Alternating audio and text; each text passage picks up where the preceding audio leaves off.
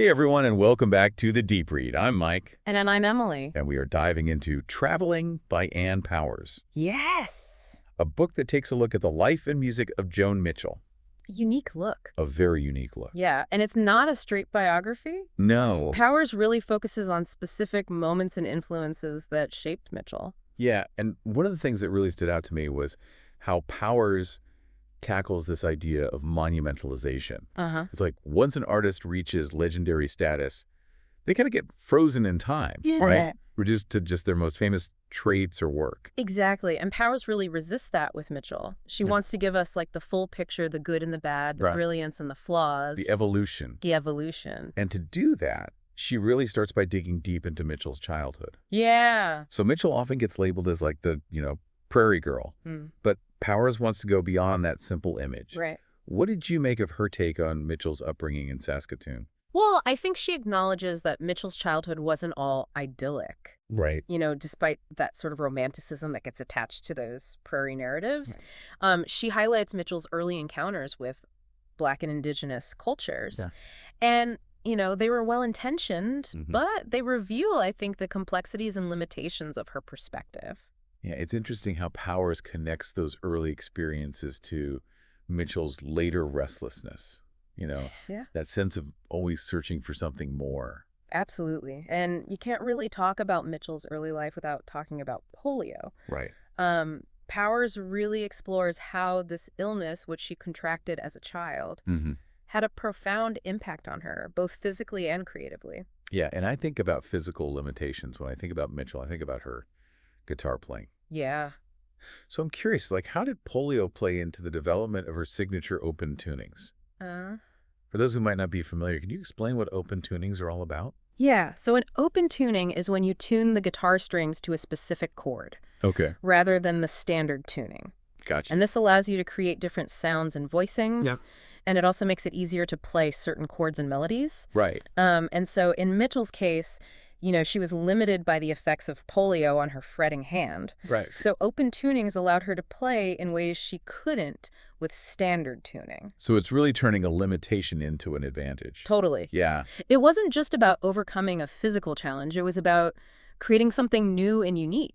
Yeah. And those open tunings became so essential to Mitchell's sound. They allowed her to create these beautiful, complex voicings and explore all these different harmonic possibilities. And this is all happening during the rise of confessional songwriting in the late 1960s. Yes. Which is all about raw emotion vulnerability. And Mitchell was right there on the front lines pushing those boundaries. Absolutely. Yeah. She was fearless in her honesty, tackling taboo subjects and challenging societal expectations of women's emotional expression. Yeah. And that resonated so deeply with listeners, particularly women who felt seen and heard in her music. But that honesty, wow, that willingness to bare her soul, it also drew criticism. Of course. Some people thought she was too revealing, too personal. Too much. Yeah, absolutely. There was a backlash. Particularly from those who felt uncomfortable with that level of vulnerability that Mitchell was expressing. But Powers argues that Mitchell's unflinching honesty was also her strength. Yeah. It allowed her to connect with listeners on such a deep emotional level. Right. And, really redefine the possibilities of songwriting. And all of this is happening while she's navigating the male-dominated world of folk and rock. Yeah. I can't imagine the sexism and double standards she faced. Yeah, Powers dives into that and provides specific examples of the challenges that Mitchell encountered. She talks about the pressure to conform to beauty standards, right? The dismissive attitudes of some male musicians. Yeah. And, just the constant struggle to be taken seriously as an artist. It makes you wonder about that, one of the boys' dilemma. Totally. Was that a role that Mitchell played? Was it empowering or was it ultimately limiting? That's a great question. Yeah. Powers examines this dynamic, particularly during Mitchell's time with Crosby, Stills, and Nash. Was she truly accepted as an equal, or was she simply filling a role in their narrative? It seems like such a complex situation. It is. On one hand, she's part of this inner circle gaining access and opportunities, but on the other hand, is she sacrificing something in the process? Right, and it raises questions about the cost of acceptance. The compromises that women often have to make to succeed in male-dominated spaces. Yeah. Powers explores these nuances beautifully, and it really makes you think about the trade-offs that Mitchell may have faced in her career. Speaking of trade-offs, let's talk about Blue. Yeah. This album is often seen as the pinnacle of confessional songwriting. Uh-huh. And for many, it defines Mitchell's artistic legacy. It's such a raw and vulnerable album. It is. Powers breaks down how Mitchell achieved that sense of emotional transparency through her use of open tunings, modal composition, and minimalist arrangements. For those of us who are not steeped in music theory, can you unpack some of that? Sure. Like, what exactly is modal composition? Okay. And how does it work in Blue? So most Western music is based on major and minor scales, right? Mm-hmm. Modal composition uses modes, which are variations of those scales. Okay. Each mode has a different character Mm-hmm. and evokes kind of a unique emotional response. Okay. So in Blue, Mitchell uses these modes to create these incredibly evocative soundscapes. Yeah.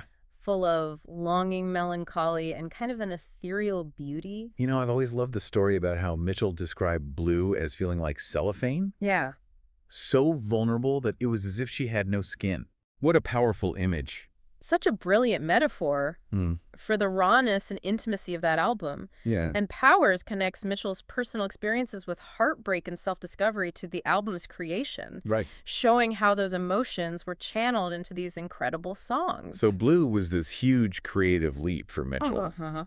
But she didn't stop there. No. She continued to experiment, to push boundaries. Absolutely. Even when it meant alienating some of her fans. Right. Yeah. In the 1970s and 80s, Mitchell embraced jazz fusion incorporated synthesizers and explored increasingly complex lyrical themes. Yeah. Albums like Hejira and Wild Things Run Fast really showcase her willingness to evolve, to defy genre conventions, to follow her artistic impulses wherever they led. I'm curious about how those albums were received. Yeah. It seems like a pretty big departure from the Joni Mitchell of Blue. Yeah, it was a shift. Yeah. Some fans embraced her evolution while others felt like she had abandoned her roots. But Mitchell wasn't interested in staying in one place creatively. Right. She was constantly searching, experimenting, pushing herself and her music forward. And that brings us to a really complex and controversial topic. Yeah. Mitchell's adoption of the blackface character Art Nouveau. Uh-huh. It's hard to talk about Mitchell's legacy without addressing this head-on. You're absolutely right. It's a deeply problematic choice. Yeah. And one that generated a lot of debate and discomfort. Powers doesn't shy away from this. Good. You know, she acknowledges the historical context of blackface minstrelsy and the pain that it has caused. Yeah.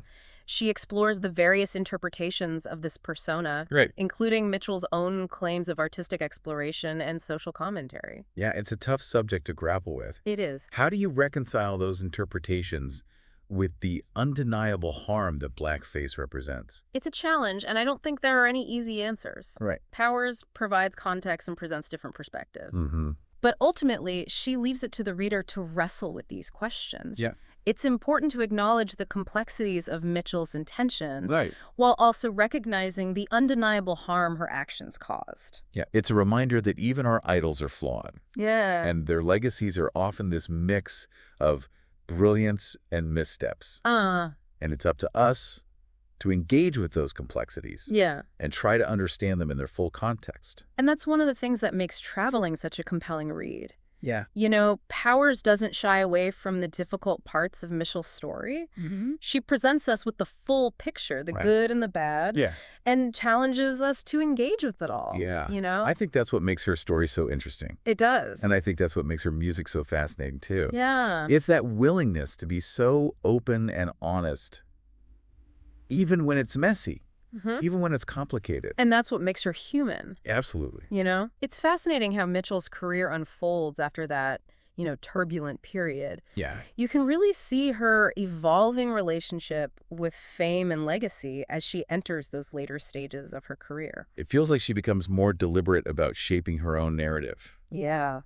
What did you make of her decision to release hits and misses simultaneously? Oh, yeah. That seemed like a pretty bold move. It was a statement, for sure. Yeah. This is the late 80s. Right. And the music industry is changing rapidly. Yeah. CD sales are booming, and artists are under all this pressure to produce these big hits. So by releasing misses alongside her greatest hits, it's almost like she's reclaiming control. Right. She's saying, hey, These are the songs that I value regardless of commercial success. Exactly. Yeah. She's curating her own legacy, showcasing the depth and breadth of her work, and reminding listeners that there's more to her than just those radio-friendly singles.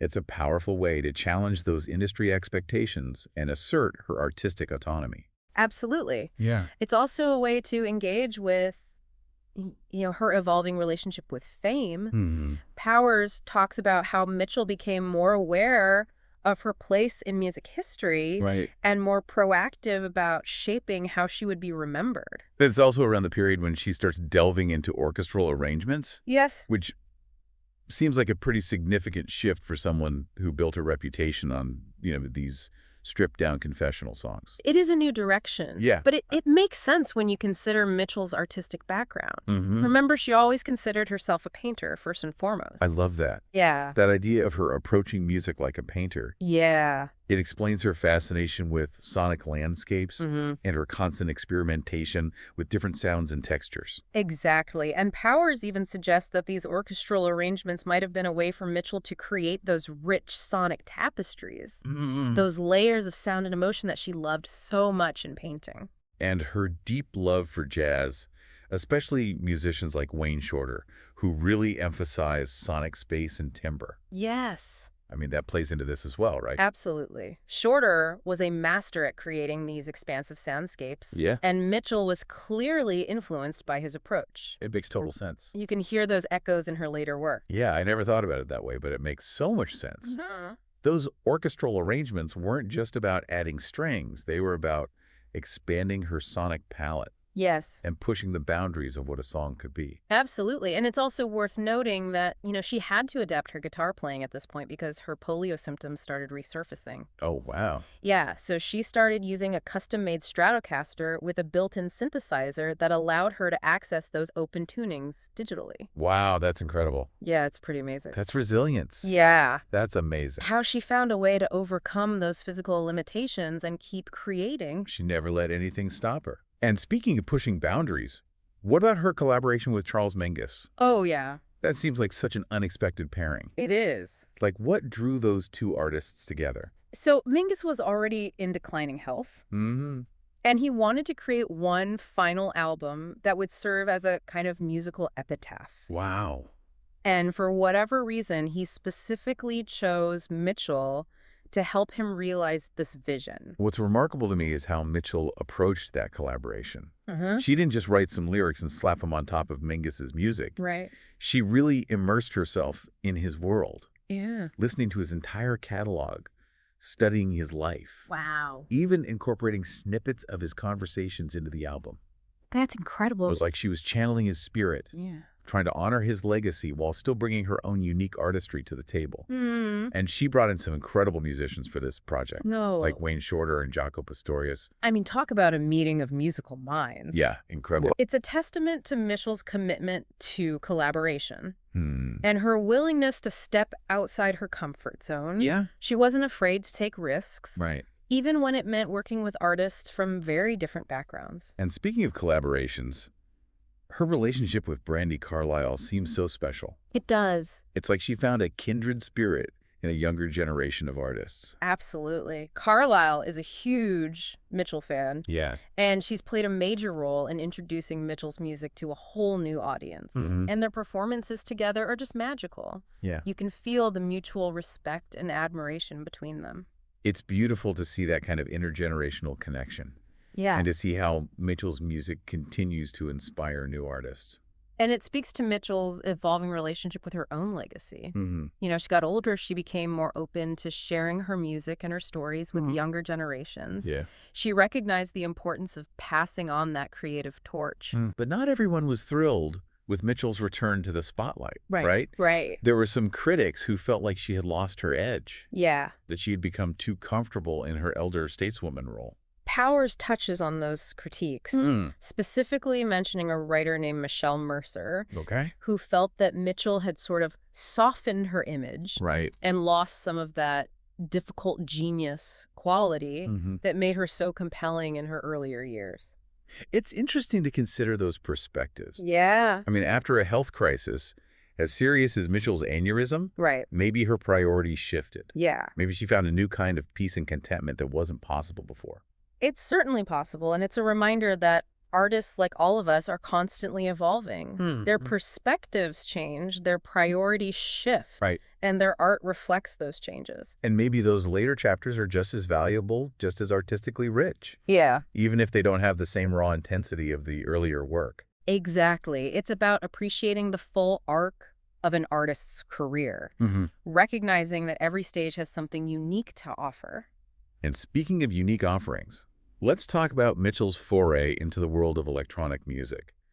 I mean, it feels like such a bold move for someone who is so associated with acoustic guitars and that Laurel Canyon sound to suddenly embrace synthesizers and drum machines. It definitely raised some eyebrows. Yeah. But if you look back at Mitchell's career, she's always been an innovator. Yeah, you're right. Pushing boundaries, experimenting with different sounds. Think about her use of open tunings or her incorporation of jazz elements into her music. Right. She never shied away from trying new things. Absolutely. Yeah. And her exploration of electronic music is just another chapter in that ongoing evolution. Right. Powers traces this thread back to albums like The Hissing of Summer Lawns and Hejira, where you start to hear those early experiments with tape loops and sampling. Those albums always felt a bit ahead of their time, Yeah. like pushing against the conventions of what folk music should be. Exactly. Mitchell was always interested in expanding her sonic palette, incorporating new sounds and textures into her work. Yeah, and her marriage to Larry Klein, a renowned bassist and producer, Yes. really opened up a new world of possibilities in terms of studio technology. Right. Klein was so deeply immersed in that world. And it seems like he really encouraged Mitchell to explore those new tools. He definitely played a role. Yeah. And while some critics accused her of selling out or abandoning her folk roots, Right. Mitchell, as always, followed her own artistic path. Absolutely. She was never one to be put in a box. No. And some of her most daring and innovative work came out of that period of experimentation with electronic instruments. Yeah. Think about albums like Wild Things Run Fast and Dog Eat Dog. Yes. They've got these driving rhythms, shimmering synthesizer textures, and these really sharp, politically charged lyrics. Yeah, those albums showcase a different side of Mitchell, a fierceness and a willingness to confront, difficult social and political issues head on. You know, it's interesting how her exploration of technology coincides with these larger societal shifts happening in the 80s. Like, technology was changing everything. Right. And Mitchell was right there in the mix, Yeah. reflecting those changes in her music. It's a reminder that true artists are often mirrors of their times. Yeah. They're absorbing the world around them, processing those experiences, and channeling them into their art. And Mitchell, throughout her career, was always so engaged with the world, whether it was through her lyrics, Right. her activism, or her personal relationships. She never shied away from difficult topics. No. She tackled them head on, even when it meant alienating some fans or facing criticism. And I think that's what makes her such a compelling figure, both as an artist and as a human being. She was never afraid to be herself, to speak her mind, to challenge conventions. And she never stopped evolving, never stopped exploring new creative avenues. Right? Even in the later stages of her career, after facing serious health challenges, Right. she found new ways to express herself, to connect with her audience, and to leave her mark on the world. You know, as we wrap up our deep dive into traveling, it strikes me that this book is about so much more than just Joni Mitchell. Yeah. It's about the creative journey itself. The twists and turns, Right. the triumphs and setbacks, Yeah. the constant evolution that defines a life dedicated to art. It's about the courage to be vulnerable, the willingness to experiment, and the resilience to overcome obstacles. Yeah. It's about embracing the messiness of life and channeling those experiences into something beautiful and meaningful. What are some of your key takeaways from this book, Emily? What resonated with you the most? For me, it's a reminder that true artists never stop learning, never stop growing. Right. They're constantly pushing themselves, exploring new ideas, and challenging their own assumptions. Right. And that process of evolution, Yeah. of self-discovery, is what makes their work so compelling. It's about embracing the unknown, trusting your instincts, and allowing yourself to be transformed by the creative process. Exactly. And it's also about the importance of collaboration. Yeah. Of finding those kindred spirits who challenge you to grow and help you see the world in new ways. Mitchell's collaborations, whether it's with Charles Mingus or Brandi Carlile or Brian Blade, Right. it just shows how those partnerships can spark creativity and lead to unexpected breakthroughs. So for our listeners out there, what does Mitchell's continuous evolution as an artist tell you about the nature of creativity, ambition, and self-discovery? What resonates with you about her story? Yeah, we'd love to hear your thoughts. Yeah. Share your reflections in the comments below. And if you haven't already, grab a copy of Traveling by Ann Powers. Yes. It's a must-read for any music lover or anyone interested in the creative process. And if you enjoyed this deep dive, yes, be sure to subscribe to our channel for more explorations of fascinating books and ideas. Thanks for joining us on The Deep Read. We'll see you next time.